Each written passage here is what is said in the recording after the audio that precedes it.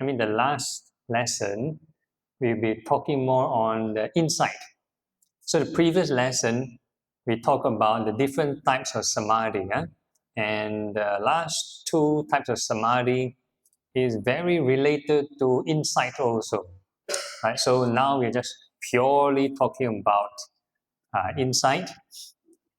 Click from afar. Okay, so I'm not a scholar like some of the people here. So I'm just using a very layman definition of probably some of the common usage of insight.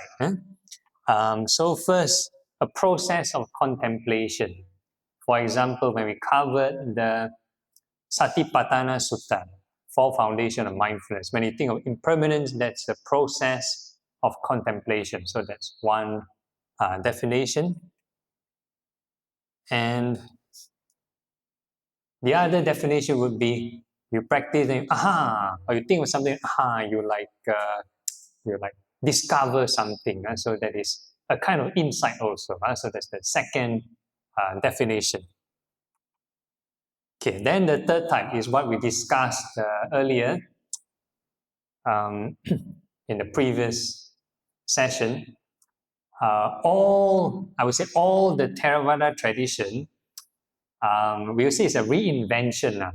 Right? Because they may not 100% follow according to the sutta. Some they use post-canonical manual, the Thai tradition will use, for example, the Buddha for samadhi and Asubha for their Vipassana. Yeah? And the Vipassana movements like, all these you see, Mahasi and Goenka, they started because of certain reason, the Vipassana movements, and each of them have their own style. So each school will have their own type of Vipassana. And some of them are so popular, the marketing is maybe too good, that some people equate. For example, when you say Vipassana, then people will say, oh, Mahasi. Or you think of Vipassana, you think, oh, Goenka. Which may not be the case, because all Buddhist tradition, you need to have certain kind of insight to get enlightenment. So there's no monopoly of insight.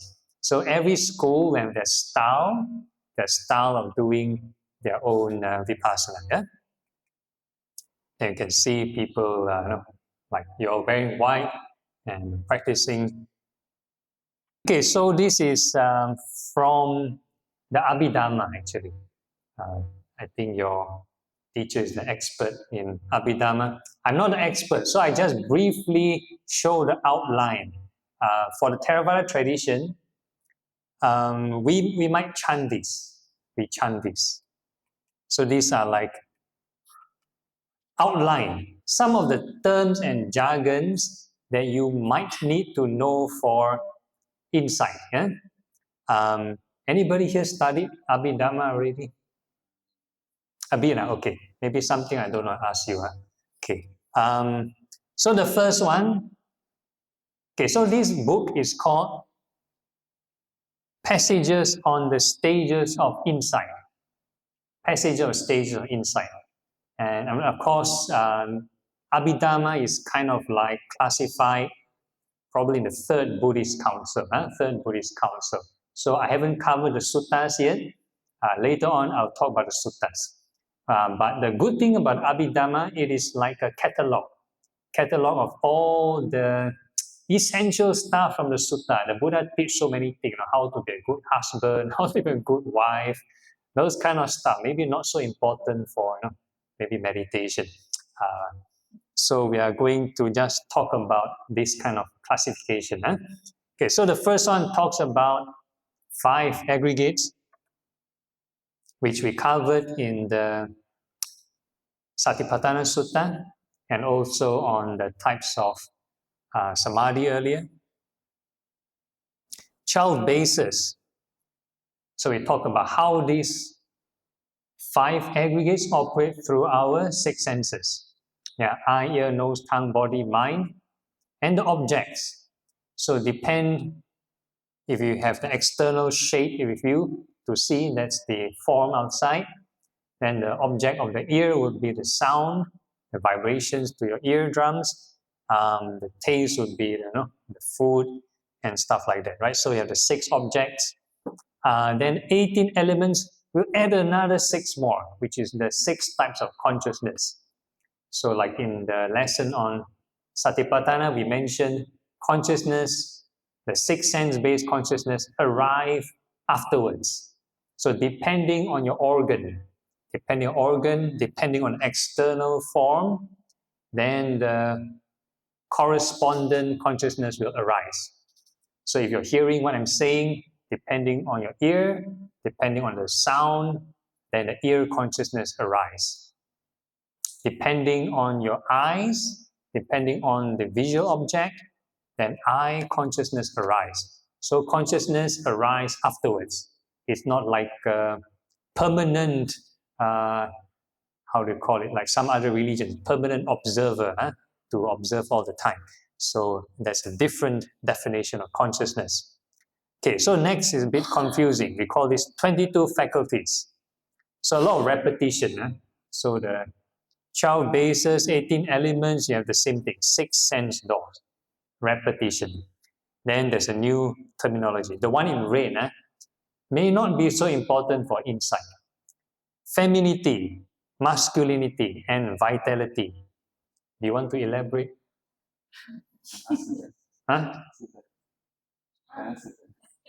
Or they study before. But usually when we practice insight, we don't use all these. It's like how they classify.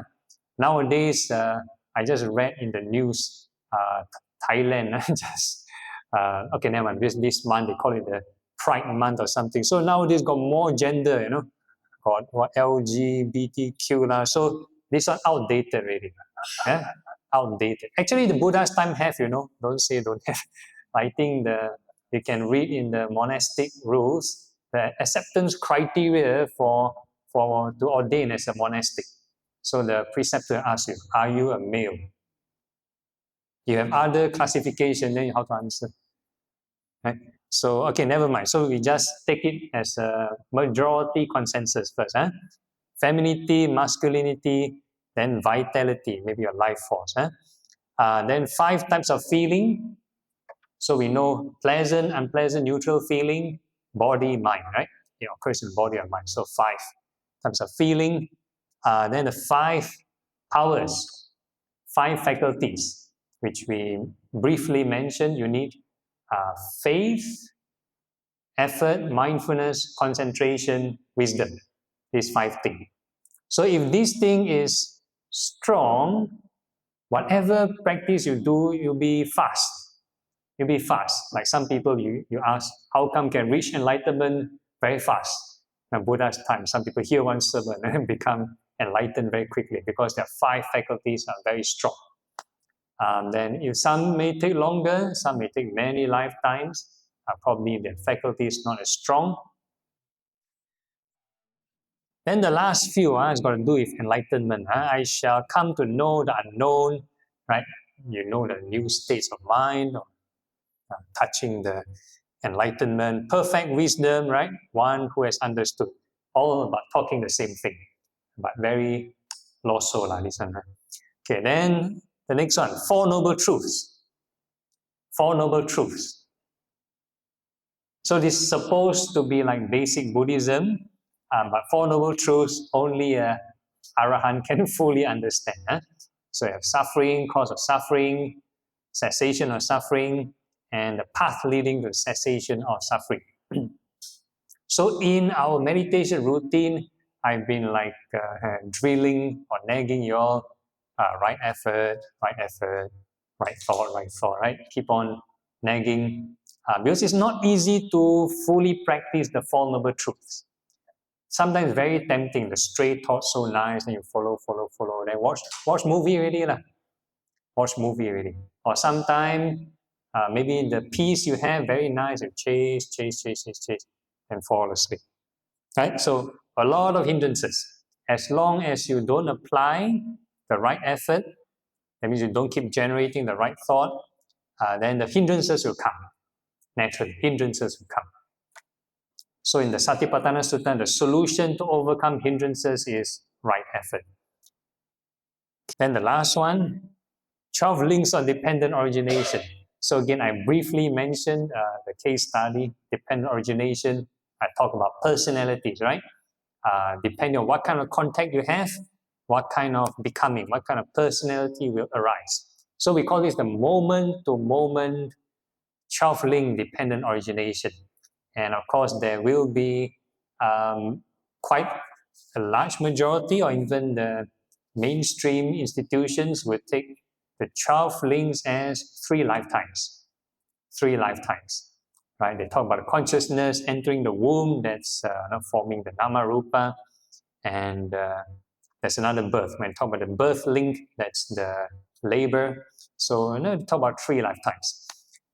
Okay, so we do not need to go to that metaphysical extent.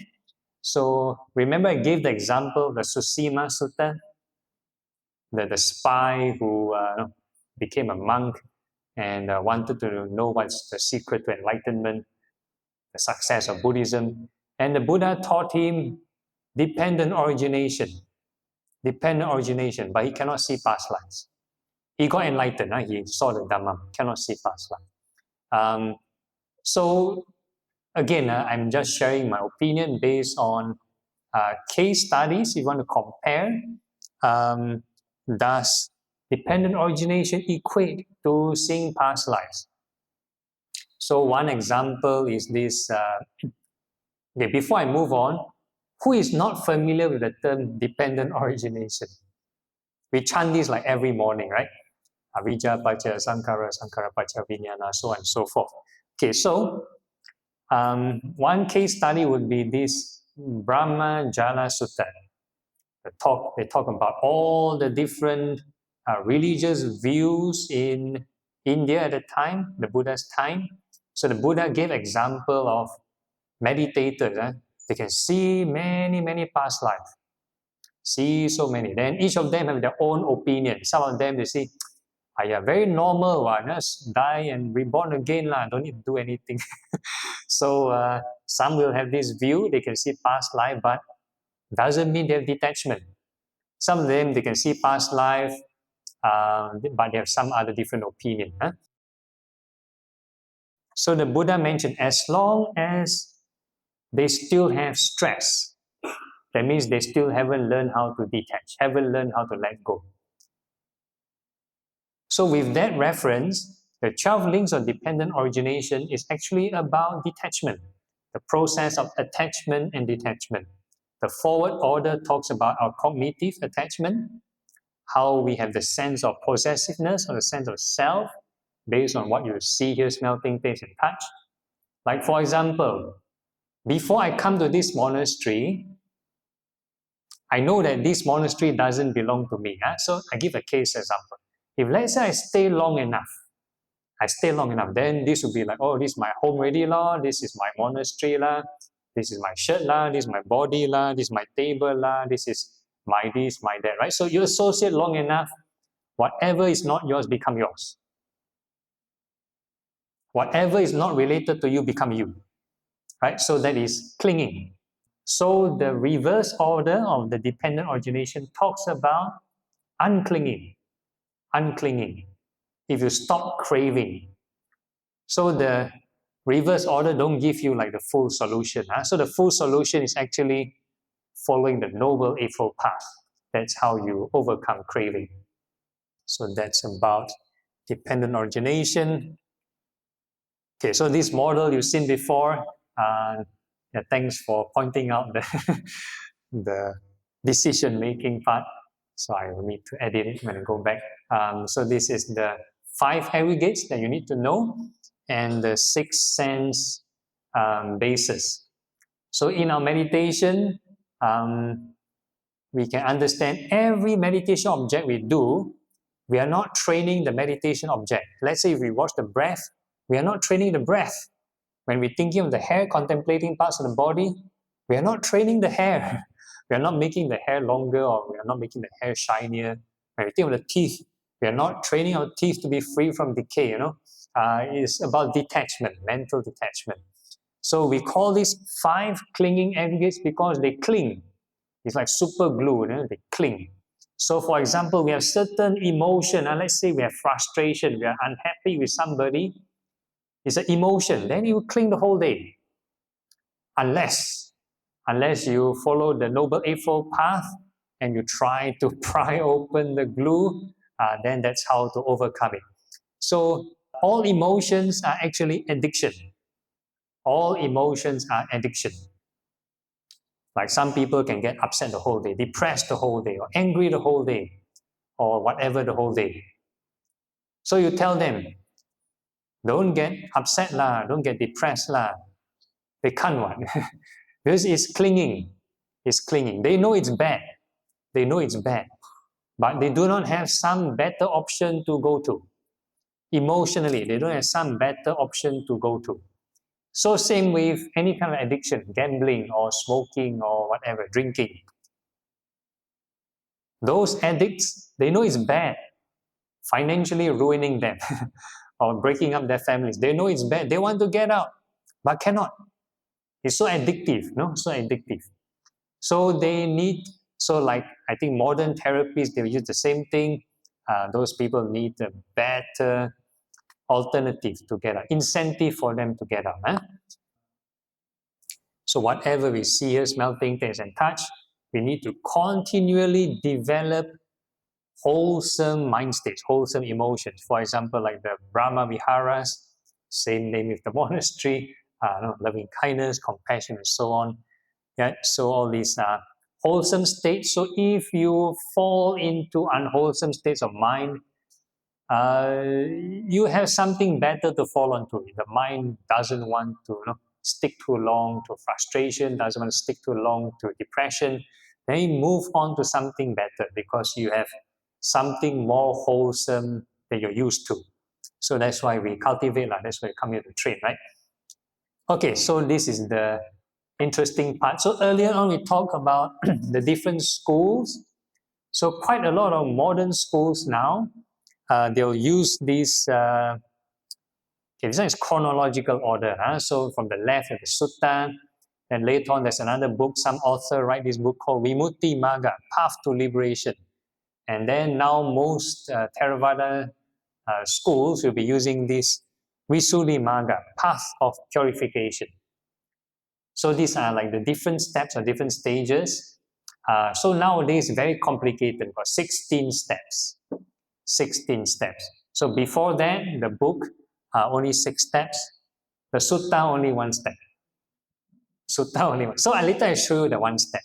The 16 steps are like very complicated. For example, I'm not an expert in the Visuddhi Magga, but I just roughly list out some of the things that I know of. For example, the first step, they tell you differentiate mind and matter, differentiate nama rupa.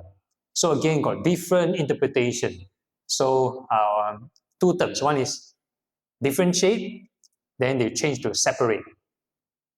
So if you change the term or you change the understanding, then it becomes very different. It becomes very different. And then the other one, nama rupa, mind matter. Then the alternate interpretation, mind and body. Mind and body. So mind and matter and mind and body can be very different. Can be very different. Like some people say, okay, just understand your mind and body will do. It's inside. Whereas if you think mind and matter, it's everything. This one also got matter, got 4 elements, right? The drinks also got 4 elements, right? So if you perceive it, you call it a cup. So that's the mental aspect. So that's called mind and matter. You're paying attention using eye consciousness. So this is a mental aspect. So there's mind matter. Okay, so some people I know of, they claim they only focus on detaching the body. Detaching the body. Because they say mind and body, so anything outside don't need to contemplate. Like we do food contemplation outside, right? It's not inside, right? So the food is outside. Okay, so some people, when they only do this, they say, I'm very detached the body. Then when they go shopping, wow, this thing is so nice, I want to buy. Wow, so nice, I want to buy. So you have this problem. It's not a very holistic reduction of craving. is just like one-sided perception or even a kind of biasness. So that's the issue of one kind of practice. And the other term, separate and differentiate.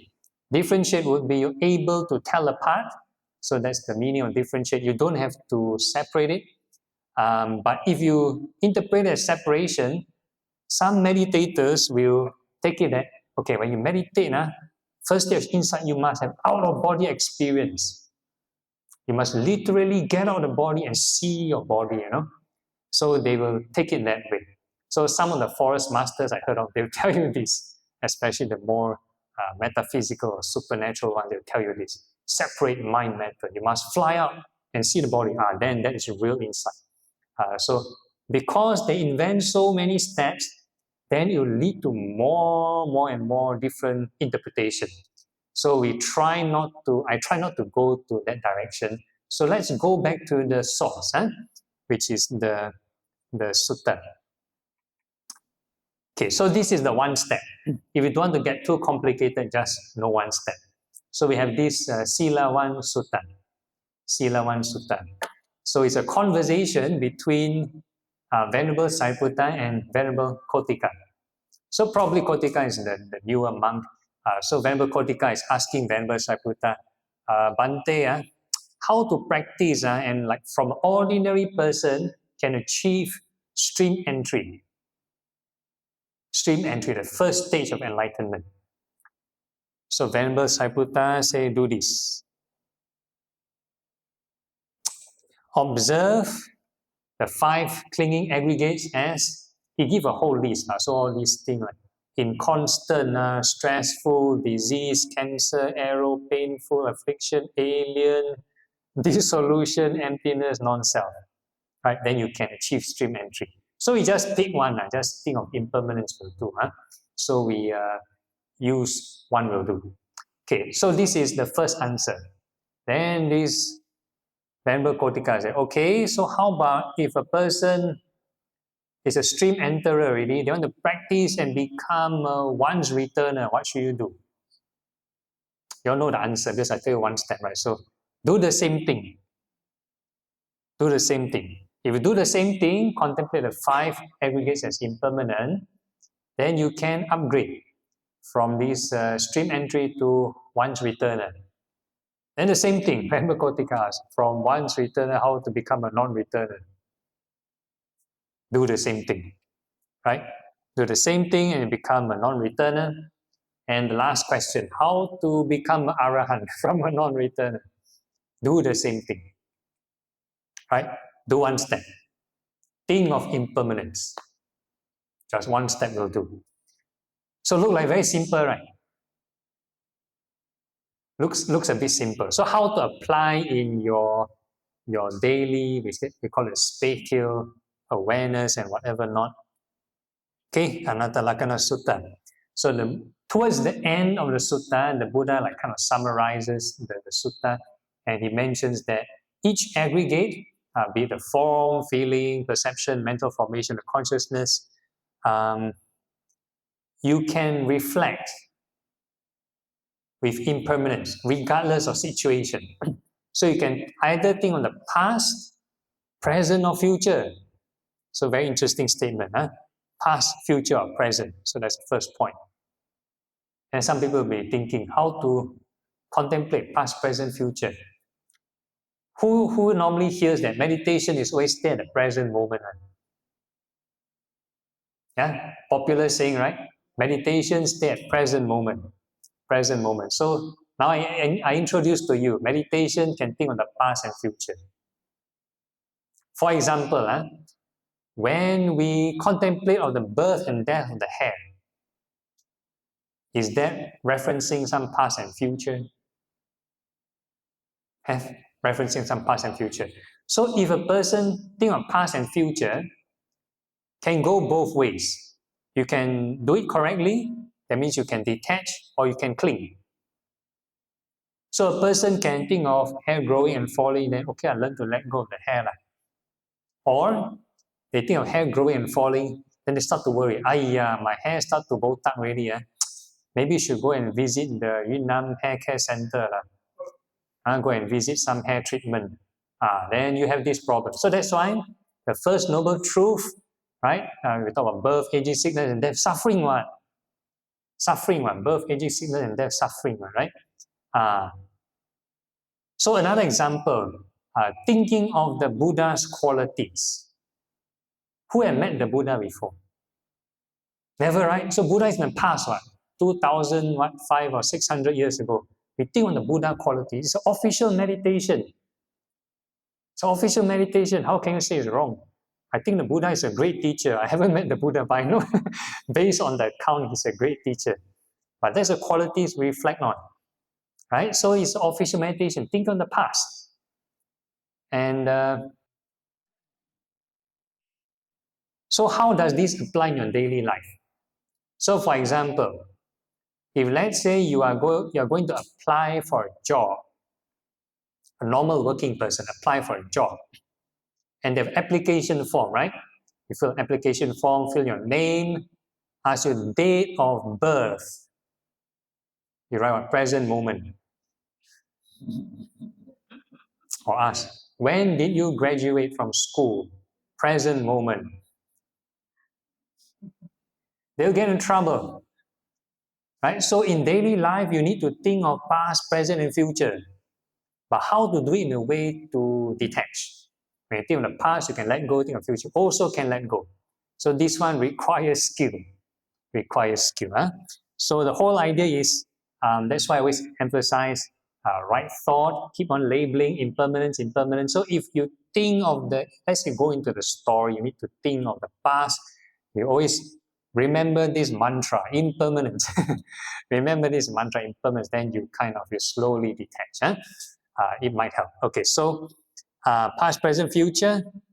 Next one, internal or external. So we talk about Jana earlier, the mind matter or mind body. You can think of the aggregates internally or externally. Aggregates also happen externally. You pay attention outside, or you think of some far away event, then these are also using the aggregates. Right? So aggregates of the mind don't have any space coordinates.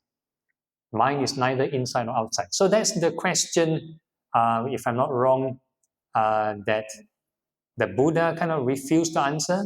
Or he mentioned the personality view, 16 or don't know how many types of personality views, wrong views. Then one of them is, am I inside or am I outside? No? Am I inside the body or am I surrounding the body or outside the body? This kind of thing. So it's part of wrong view, part of wrong personality view.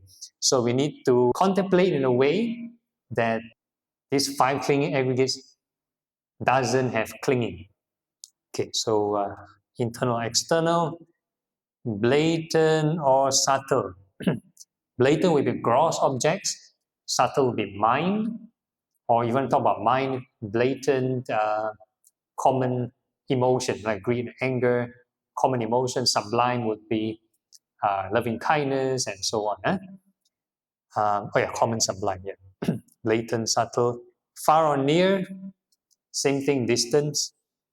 So every form, feeling, perception, mental formation, consciousness to be seen with wisdom. This is not mine, this is not myself.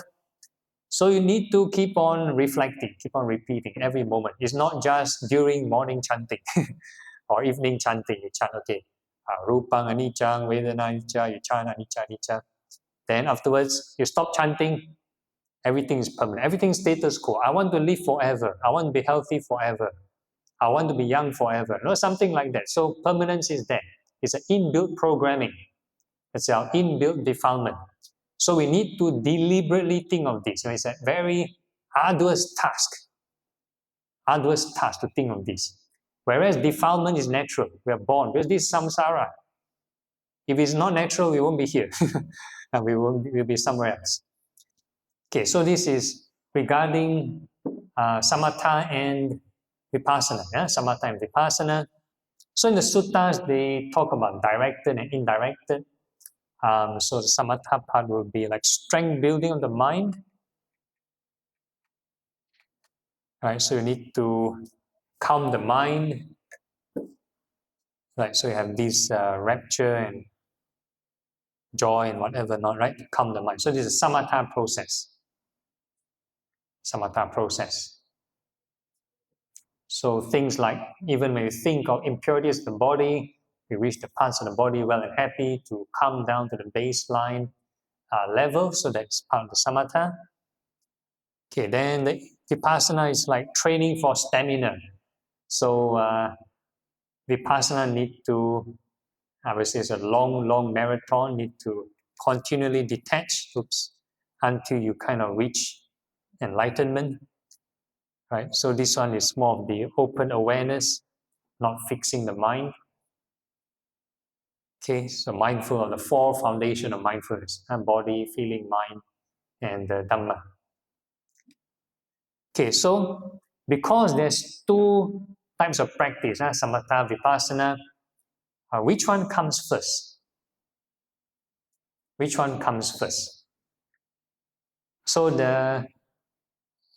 in the sutta mentioned about Venerable Ananda, he went to interview all the enlightened monks. Interview all the enlightened monks and ask them, what's your strategy? How do you practice and become enlightened? How do you practice? So the first group, they do samatha first. So after they finish, then they emerge out, then they do the vipassana part, just like the earlier slide. Then they reach enlightenment. So this is the first group. Then the second group of enlightened monks do the other way around. They do insight first, then they enter samadhi, either vipassana samadhi or the vipassana jhana. Yeah? So that's the second way, second route. And the third one, combination. Combination. So while doing samatha or entering samadhi, they can contemplate on insight and they reach enlightenment. So it's together, two in one. So that's the thinking while in the peaceful state of mind, two in one. And the last one, the sutta won't mention Zen Kuan style, but it mentions a person have certain doubt and they keep asking. Whole day they ask until they see the truth. Until they see the truth. So a bit like the Zen, the Hua Ti, right? Or they have a certain question. They ask, what is the sound of one hand clapping? Or ask, who are you? There's those kind of questions. Questions that you do not have answers to. And it keeps stunning your perception. The same concept, stunning your perception. You ask a question, you don't know the answer. You stop all the cognitive processes. So you stop craving and whatever not. So you need to keep repeating until you see the truth. Okay, so again, not meant for everybody, different types meant for different people. So again, no hard and fast rule. You need to do certain thing first, then do another thing. So various combinations you can experiment and try based on your current state of mind. So it's to basically know what kind of problem. They use different tools to solve the problem. So for example, if your mind is very scattered, what would be the ideal method would you use? Tranquility first to calm the mind, right? But if let's say you find your mind already very calm, then what will you use? Insight, yeah, okay. So generally these two, either calm or insight, right? Because we introduce these two methods. So different problem, they use the different technique lah. So if the problem is scatteredness mind, they use tranquility. If the mind is too still, not too quiet, like no energy, about to fall asleep, then what will you use? Standard answer will be contemplation, insight. If it's drowsy, falling asleep, investigation of Dhamma. Investigation first. Also depends on tradition. Maybe some tradition that investigation is the Zen, Zen Kwanzaa ask, who is sleeping? Who is sleeping? Okay.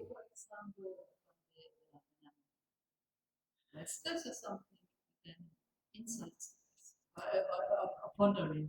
Okay, pondering. Okay. Okay. I'm too restless. All right.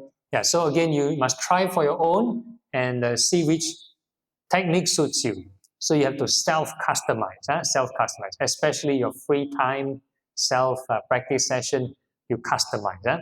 So whatever I give is just an introduction, more like introduce you to certain techniques, but you need to figure out which one works for you.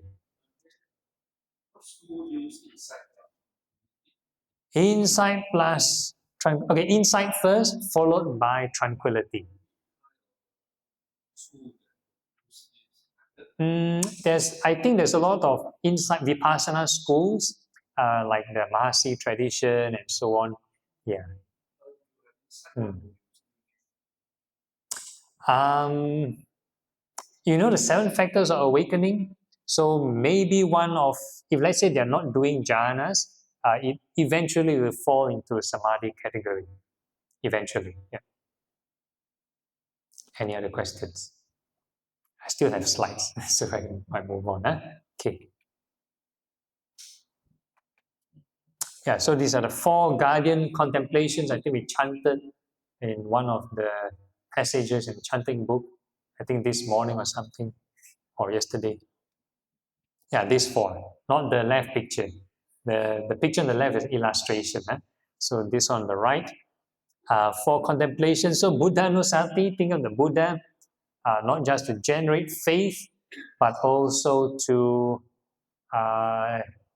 correct one's view, have certain right view. So you contemplate why the Buddha practice for what? Know what's the teaching about, right? If not, some people can't practice on the C40 numbers, or you have some other agenda, right? So that's not the purpose. Okay, then the next one, metta, to overcome anger. And you have asubha, overcome lust or excessive greed. And the last one, maranasati, to overcome delusion. Overcome delusion. When we think of death, it's like impermanent. So it's like most of the things you covered. Well, actually, I answered your question before, right? You asked this question. So these are the 4 guardian contemplations.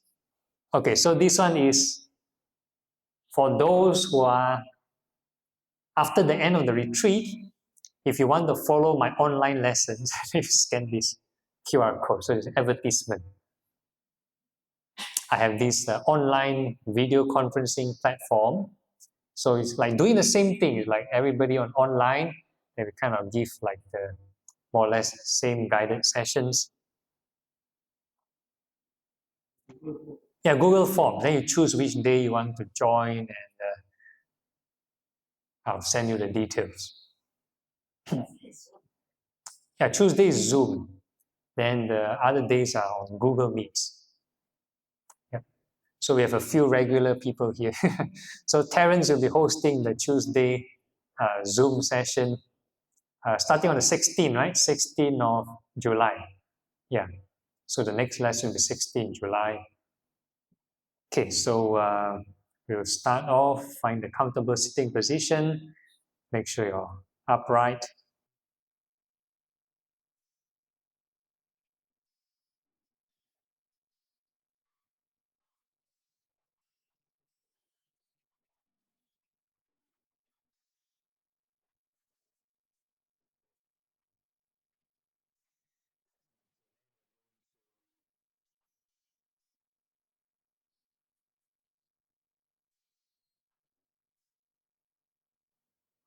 Feel the sensations of the body.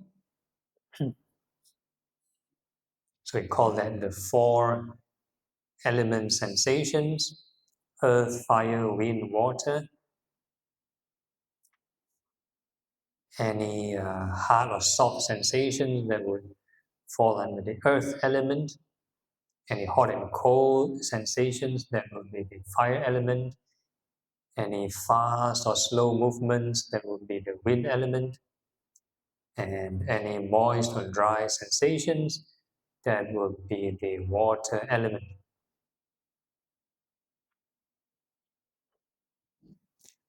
So the routine here is to let the sensations appear naturally by themselves. Don't have to purposely control, don't have to imagine. So everything happens real-time, real-time evidence. Whatever appear, we are first going to make peace with them, and we're going to wish them well and happy.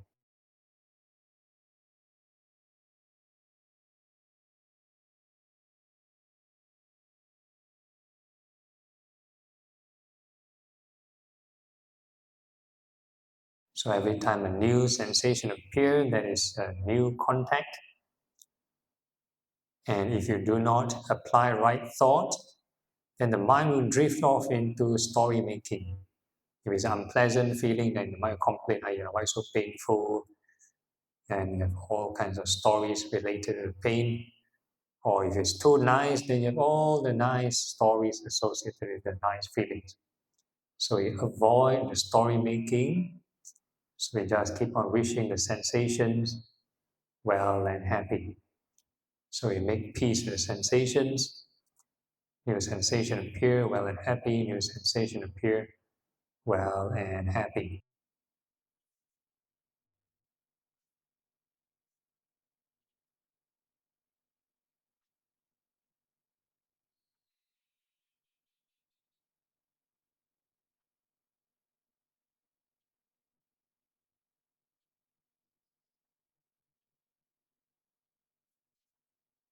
So the evidence, the sensations, we call this mindfulness of the body. The labels, wishing it well and happy, that's part of right thought to overcome aversion. And the repetition, we call it right effort.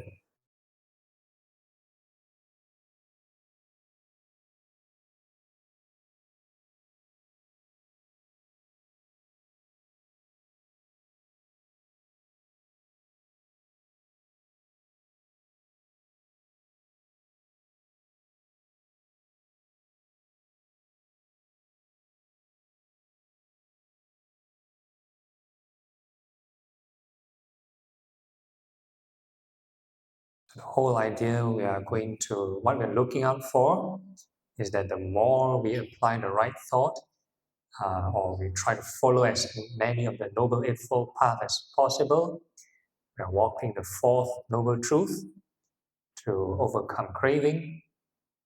And if you manage to reduce some craving, it will be indicated in the third Noble Truth.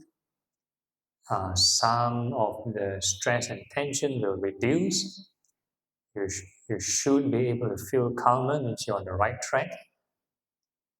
But if, let's say, the more you meditate, the more tension, the more stress you have, that means you're experiencing the first two Noble Truths. Lots of expectation, lots of craving, and therefore lots of tension and stress.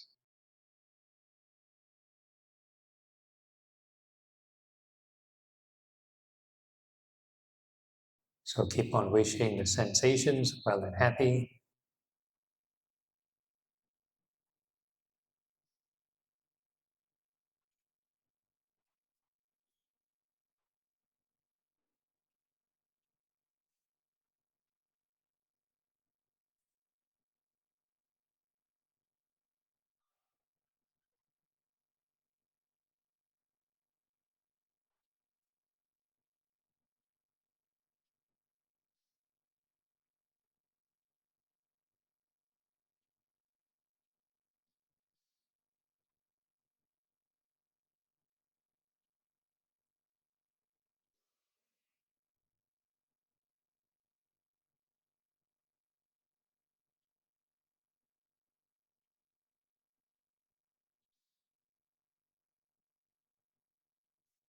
And then you can challenge yourself to see how far can the mind settle down. So reducing aversion only can, there's a certain limit to which the mind can settle. So you can explore where's your current maximum level which you can settle the mind.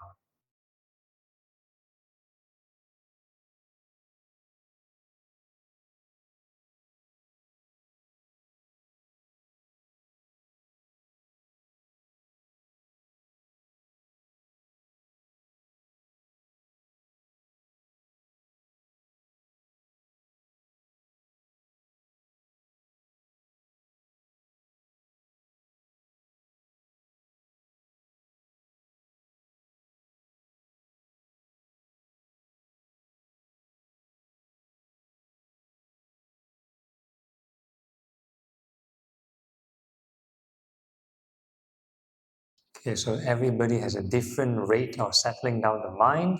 So no matter how calm you think it is, or how messy or how turbulent, keep on traveling the middle path. Keep on wishing the sensations well and happy.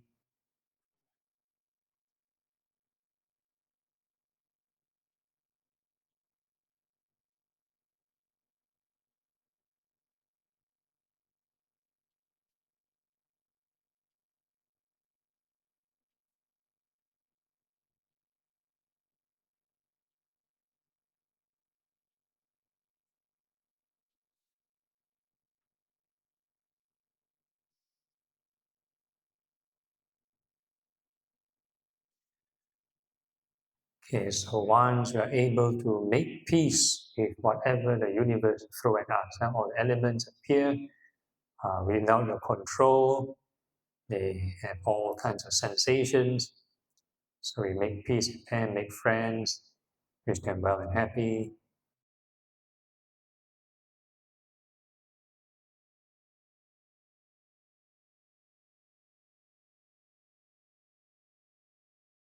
Okay, and once you think you are quite calm, or you think you have reached your current maximum level, the rate of settling is like negligible, cannot settle any further. Okay, then that's the minimum criteria for insight or effective insight. So we can now think of impermanence of all the sensations. So whatever sensations you feel, we synchronize with the evidence. So whatever movement you detect, you can just label it as rising and falling, impermanence, change, and just pick your favorite label and just keep repeating.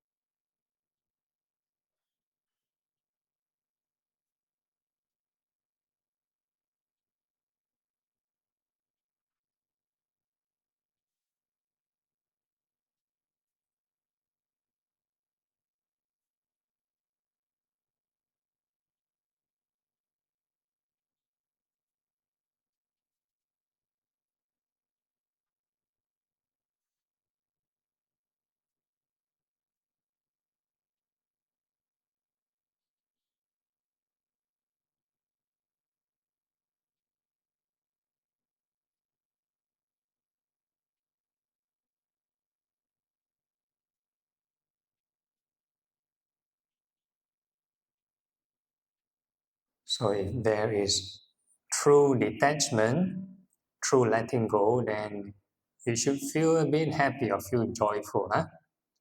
Naturally, joy should arise, shouldn't be forced out.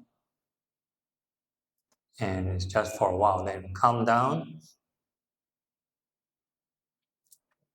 We call it triggering the factors of awakening, the Bojjhanga factors. You're mindful of the four elements, you investigate impermanence, you continually apply the effort, and it will trigger this joy. And once the joy subsides, you have tranquility, and if you pursue the path of impermanence, keep on detaching, you enter another type of samadhi. So the peace will be more and more deep the more you let go. So this one has no finishing line. The finishing line would be if a person get enlightened. So you continue all the way, see how far you can let go.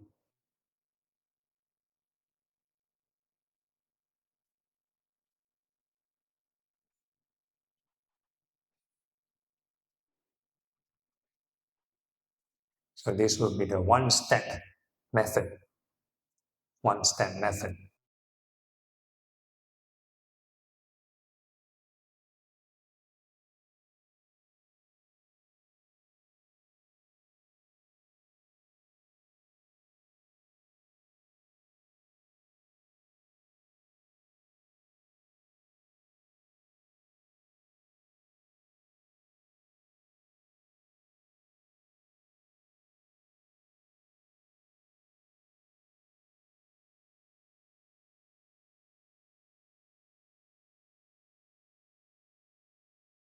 So in this current state of detachment, always mindful of impermanence, we are now going to radiate loving kindness to all beings.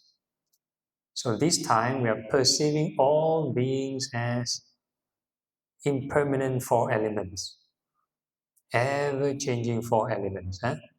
So this is the non-discrimination method.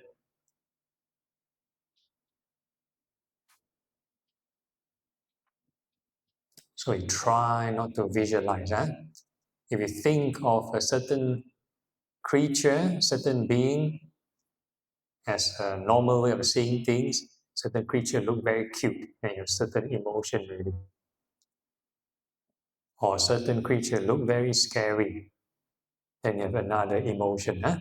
So we try to transcend or surpass this normal way of seeing things, treat all beings as the four elements, impermanent four elements, all beings in all directions, be well and happy.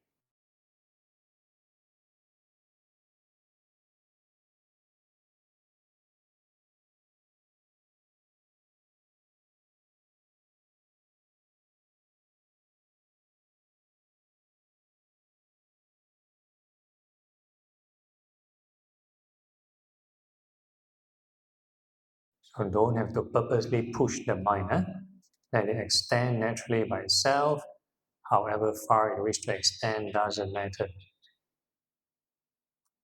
So all these sensations, you can feel it inside the body or outside the body, near or far. Just keep on labeling impermanence.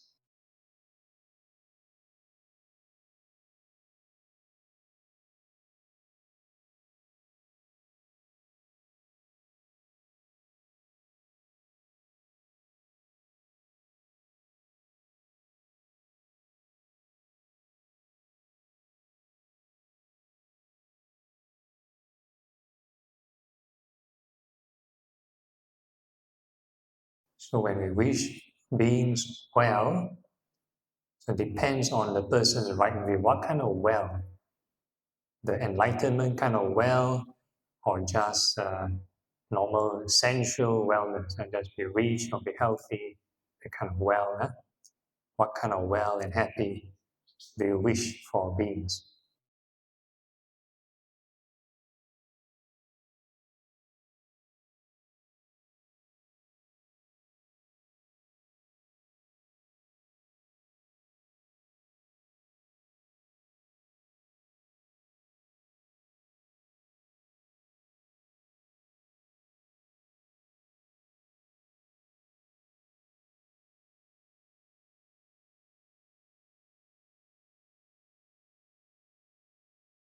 And we continue to maintain this right thought and right effort. Keep labeling impermanence.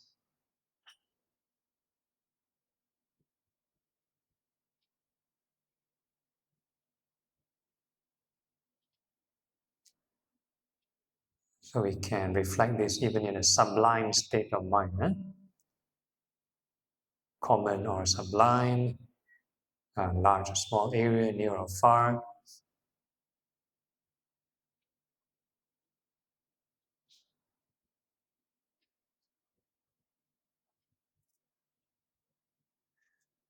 Okay, then we can try to maintain this boundless, wholesome state of mind, even when our eyes are open. So we can gently open our eyes. Wherever we pay attention, wherever we look or hear, it's still the four elements, perceived as the impermanent four elements. Whatever vibration that hit your ear, also four elements. However you strain your eye to look at the object, also using four elements.